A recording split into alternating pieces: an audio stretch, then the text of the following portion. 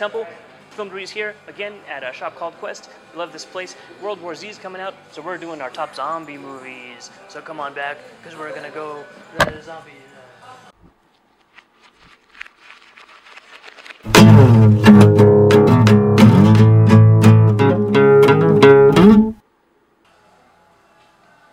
Alright, the first movie I'm going to talk about is Night of the Living Dead. Of course, the one that kind of started it all.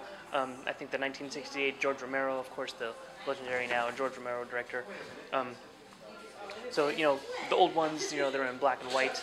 And I always felt that one of the scariest things about some of the older horror movies is that a lot of the people in those movies are actually dead now. And it makes it a little creepier to see those movies and just realize that the actors are actually dead people. No disrespect. But, you know, they used, those tricks they use, like the chocolate syrup as blood. And, see, in the movie they never say zombies, they say ghouls or those things. So, usually before Night of the Living Dead, most zombies were usually just explained with voodoo or some kind of magic spell. But, there were the origin of the zombies in here, I don't think was specifically said. You know, there's always things like viruses, and that explains why you bite them and other people turn into zombies. So you had the old-fashioned slow zombies that no matter what you do, for some reason they can always catch up no matter how fast you're running. But you know, you should check out the classics, check out the originals, George Romero's Night of the Living Dead, my first pick. So the first movie I'm going to talk about is Shaun of the Dead.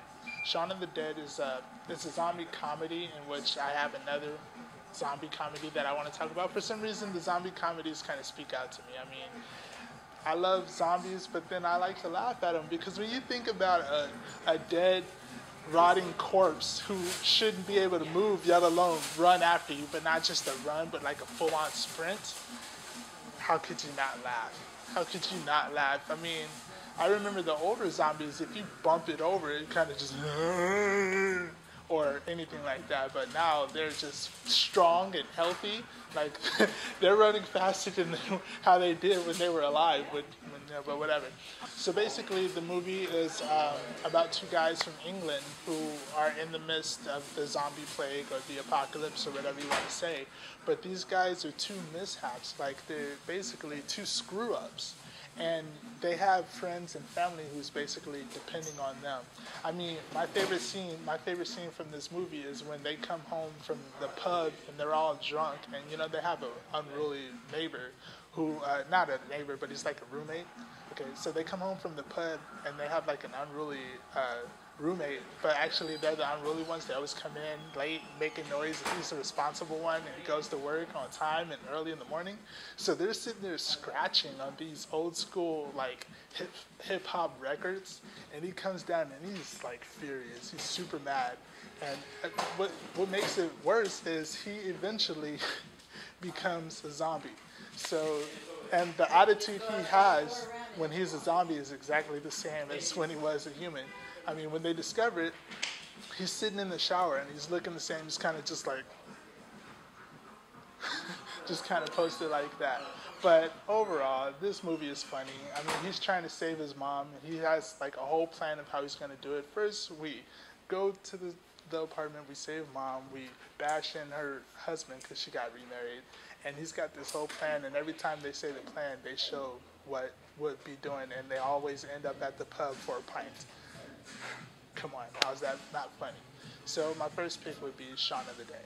All right, the second movie I'm going to talk about, it's a little different and it's a little more recent. It's ParaNorman from 2012, the animated kind of claymation movie. It was with this kid who's kind of like the Sixth Sense kid, but doesn't kill anyone with his car, drunk driving. So he sees dead people, and then he sees his grandma.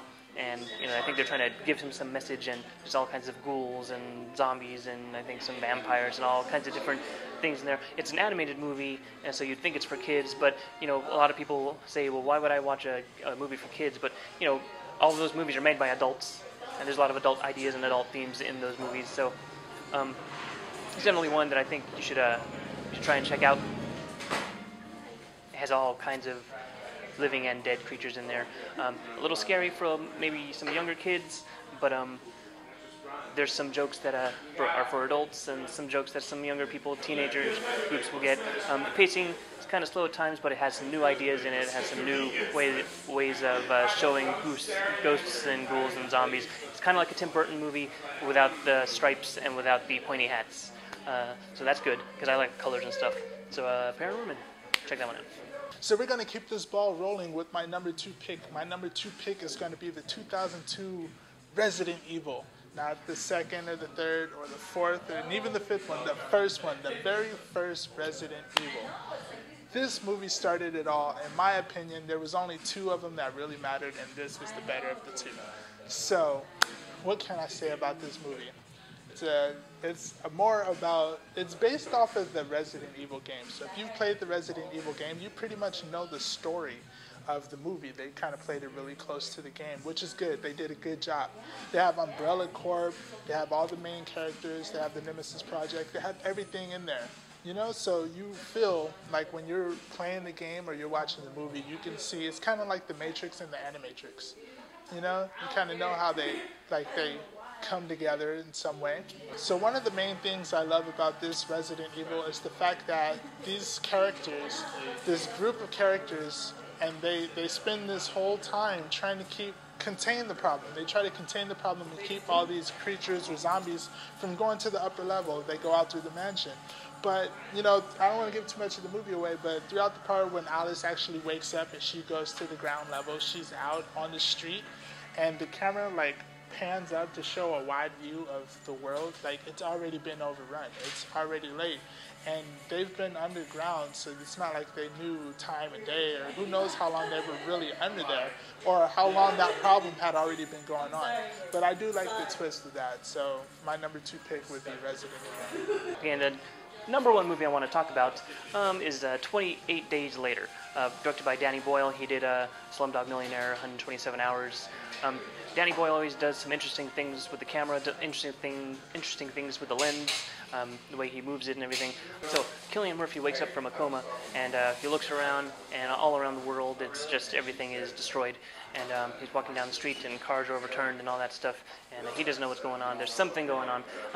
You know, some people would argue that's not quite zombies, but it is some kind of virus that's making people rage. It's just like a rage virus. And the thing that this movie did, unlike the George Romero Night of the Living Dead, is introduce the running zombies, as if the zombies weren't scary enough. Now they're running after you, and they're not just biting, they're just ripping apart and everything.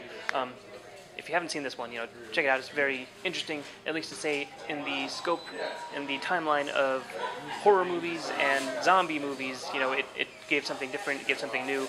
Maybe it has the curse of, you know, something that innovates sometimes causes other things to overindulge. Now we have a whole bunch of movies that are kind of trying to do the same thing. You know, you have like the new generation of zombies, and now there's a new generation of vampires.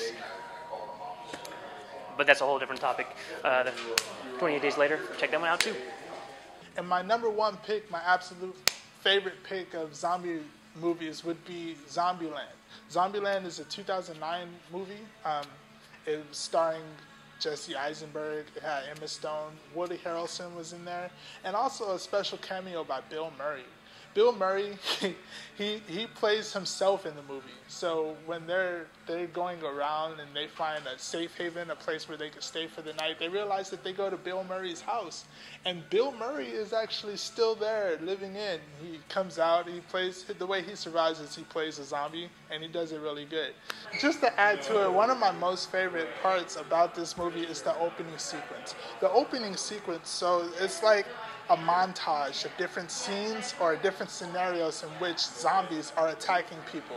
I mean, you see somebody, like even in this time, this crazy time where zombies are running free, this dude's working on a car and you see a zombie come out and tackle him. Or how a father-son, they're at like a picnic, or what was a picnic, and they're like tied to the leg because they were doing the foot race, and you see them as zombies chasing people, and the song that's playing, and of course the background, it's just Hails For Whom the Bell Tolls by Metallica. And if you haven't heard that song, you get drawn into it. chords, and it fits the scene. It fits what you see because you're seeing brutality with zombies and the guy's like spitting up blood for no reason, and it happens. Oh, and everything that happens, like a crowbar breaks glass, it flies into the camera, so it's like 3D. I never saw the 3D version, but if there was a 3D, I would definitely have checked that out. But first pick, number 1, Zombieland.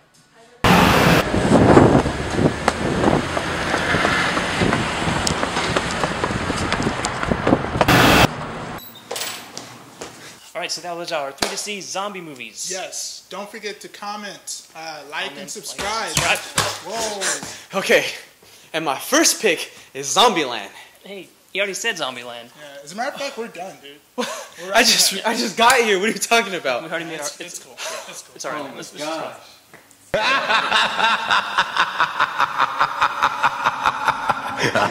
gosh.